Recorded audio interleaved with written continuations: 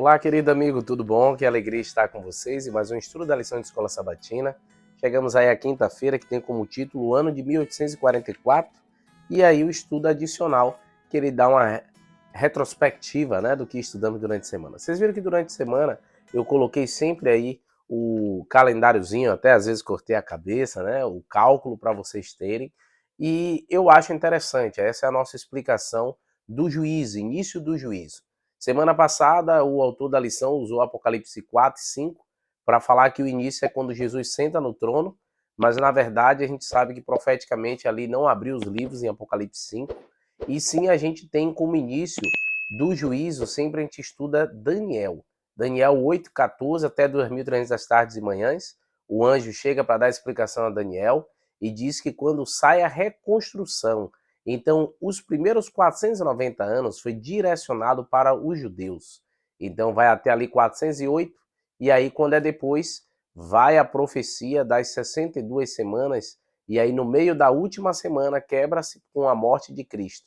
Então, dá o total de 70 semanas, que é o que a gente aprendeu aí, a explicação está em Daniel, capítulo 9, no versículo 24 a 27. Então, quando Estevão é apedrejado, no ano 34, ali então agora a mensagem do reino, né, passa para todos os cristãos, né, sejam eles judeus ou gentios.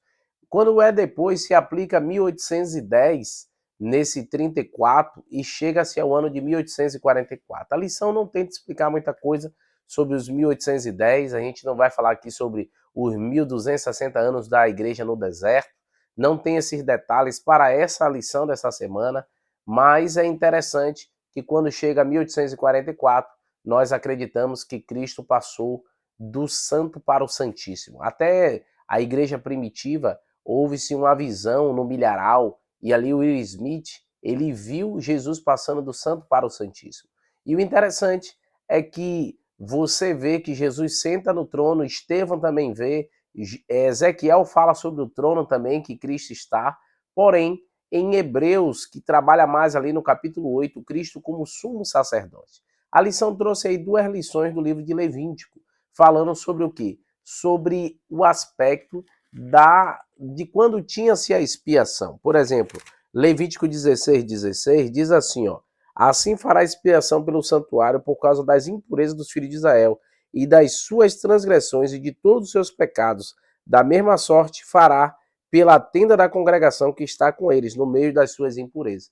Então você vê que a expiação existia para que os pecados fossem ali perdoados, para que houvesse purificação no meio do povo. Mas lembre-se que o santuário que a gente está falando é o santuário celestial. Então eu coloquei aí até o link no final de alguns vídeos, mas você pode procurar, escreva aí na busca do meu canal, Ouvindo a Voz de Deus, lição 12, Santuário de Deus. E você vai aprender um pouco mais como era o santuário na terra, que vai te ajudar a entender o santuário celestial. E aqui também a gente falou que cada parte do santuário exemplificava Cristo. Então o candelabro, Cristo a luz do mundo, o pão asmo, Cristo o pão da vida.